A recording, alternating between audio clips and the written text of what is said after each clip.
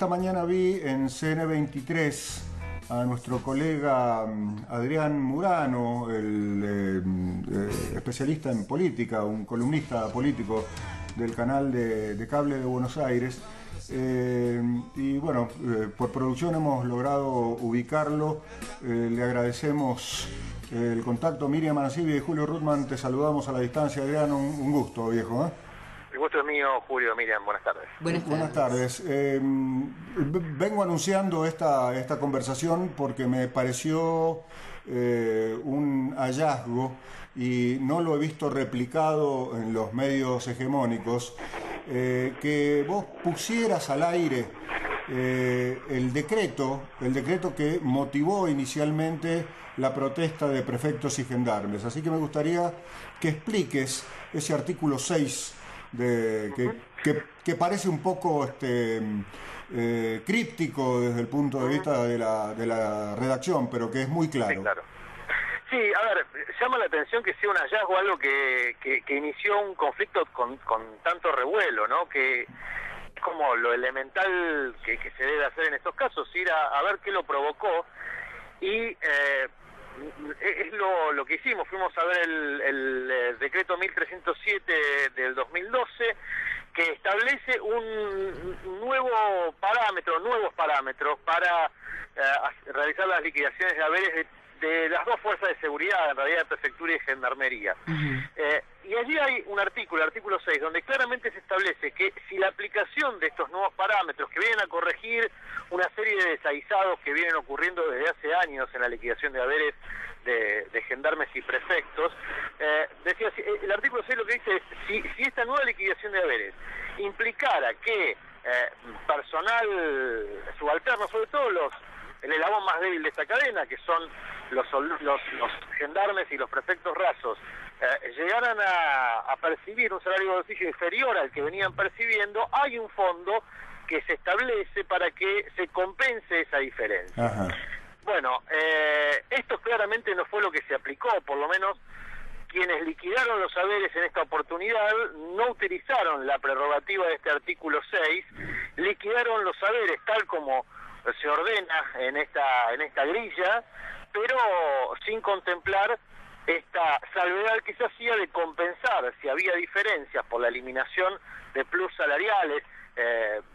Imagino que están al tanto ya porque se ha contado y mucho en estos días que los haberes de gendarmes, prefectos y en general de las Fuerzas Armadas y de Seguridad son realmente caóticos, suman dinero por distintas vías, por distintos módulos de plus salarial, muchos de ellos no remunerativos, que terminan generando realmente un galimatías.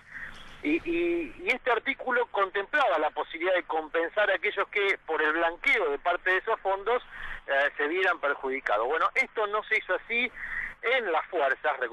Hay que recordar que hasta esta situación eran las propias fuerzas las que hacían la liquidación de haberes, y esto es lo que motiva la sospecha de que aquí no se trata de un error, sino o en tal caso de un error con alguna intencionalidad, o lo más grave aún, hecho adrede con una intencionalidad política, o al menos, si no política, manifiesta de generar algún tipo de tensión, que es lo que se ha producido. Esto es lo más llamativo, porque insistimos, cuando uno observa las coberturas, como bien decías, de los medios tradicionales, los medios hegemónicos, este dato no está comentado y sí se le adjudica al gobierno nacional la responsabilidad de la emisión de este decreto. Si en tal caso algo tiene de responsabilidad el gobierno nacional es no haber contemplado la posibilidad de que a partir de ese decreto quienes debían aplicar las modificaciones lo hicieran de una manera tan desprolija. Vos sabés que tan es así que después de que apareció tu nota hoy en CN23, un diario digital de Mendoza, mdzol.com,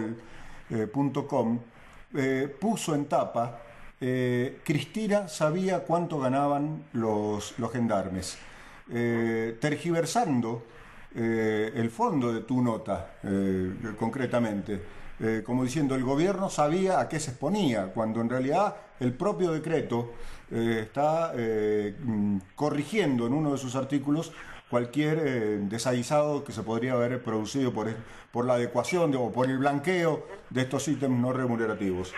Claro, a ver, que el gobierno sabía cuánto cobran los gendarmes es natural, porque son quienes emiten las partidas presupuestarias y hacen a la vez contralor de la aplicación de esos presupuestos. Pero lo que viene ocurriendo desde hace ya años es que a partir de presentaciones judiciales que realizan, sobre todo los sectores más acomodados dentro de las propias fuerzas, la oficialidad y la jefatura, que tienen posibilidad de hacer estudios de abogados, que tienen posibilidad de litigar, consiguieron compensaciones, aumentos de haberes muy significativos. Y lo que se busca corregir con este decreto es que se dicen situaciones de absoluta injusticia, como que personas del mismo rango, con la misma antigüedad, de condiciones idénticas, tuviesen diferencias importantes en sus saberes. Y esto se daba justamente por la aplicación de esta sucesión de plus salariales. Le decimos plus, hay una variedad de ítems, pero para condensarlos en uno, de plus salarial que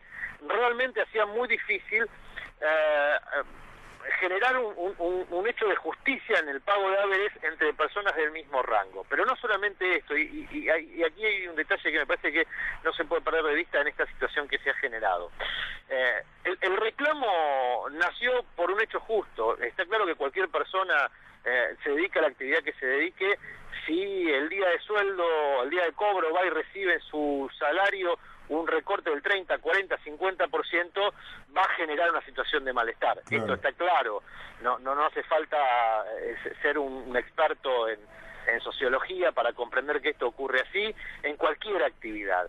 De modo que claramente alguien previó que esto podía ocurrir, y esta es la sospecha. Si en el decreto se prevé una fórmula justamente para evitar que esto se produjera, y que de todas formas, por la no aplicación de esa fórmula, el hecho se produce, eso es lo que llama la atención, y de hecho lo que motivó que en el día de ayer el jefe de gabinete, Juan Manuel Abel Medina, sugiriese que aquí había una mano negra, o por lo menos un error que dista, en principio, no hay todavía elementos que lo corroboren, pero que dista en apariencia de ser un hecho casual.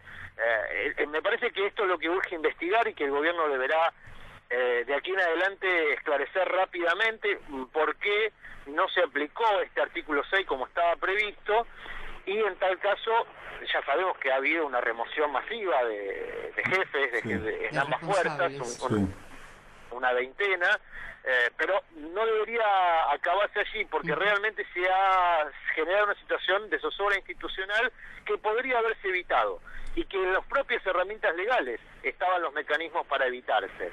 Ayer veíamos, perdón que te interrumpa, no, por favor, en Telefe a Reinaldo Sietecase mostrando los bonos de sueldo de Gendarmería y de Prefectura, que como vos decís, con un sinfín de ítems que, digamos, si yo hubiera sido un empleado de Prefectura o de Gendarmería, me hubiera puesto contenta porque me habían blanqueado todo eso, y entonces todo eso formaba parte luego de la jubilación y de todo lo que forma parte del aguinaldo y demás. Pero bueno, estaba esta situación que vos marcás, y que lo que tendría que haber sido una buena noticia para cualquier trabajador o trabajadora se convirtió en un drama. Sí. Claro, bueno, aquí se juntan dos situaciones. Primero, que el blanqueo salarial tiene su costo. Esto, claro. Si bien hay una altísima informalidad aún en la Argentina, 30, 35, 40%, la verdad es que la cifra en más en menos habla de un montón de gente que está en una situación de precariedad laboral. Y sobre todo en el Estado, ¿no? Y en el Estado sí, con estas características que estamos mencionando, sí, ¿no? Plus salariales que se van sumando por ítems que terminan conformando un salario de bolsillo que en definitiva luego no tiene... No es remunerativo, claro. Claro, no es remunerativo y no tiene su correlato en términos de seguridad social. Claro. Lo que buscaba corregir este decreto es justamente esa situación. Claro. Pero además, y es muy interesante lo que marcas, hay un detalle que tampoco aquí se ha esclarecido, que es que el blanqueo salarial sostiene el blanqueo de determinada cantidad de ítems, iba a tener un costo para el empleado. Exacto. Es cierto que hay un fallo de la Corte, el fallo Zanotti, que es un fallo muy importante en este rubro de blanqueo salarial.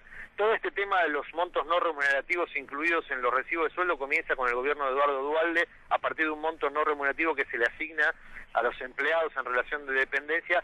Se suponía por única vez, se transformó en un método habitual en las negociaciones paritarias. Pero digo, el caso Zanotti lo que establece es que el mayor peso del costo del blanqueo salarial tiene que correr por parte del empleador y no por parte del empleado, que naturalmente es el que recibe los descuentos. ¿Qué significa esto? Que el empleado debe hacer un aporte, sí, seguramente verá mermado su salario de bolsillo, pero no en un monto significativo. Aquí lo que ha ocurrido, y eso es lo que prevé el artículo 6, y aquí lo que ha ocurrido es que justamente se le trasladó todo el costo del blanqueo a los empleados, que por supuesto cuando fueron a cobrar se encontraron con la mitad de su salario.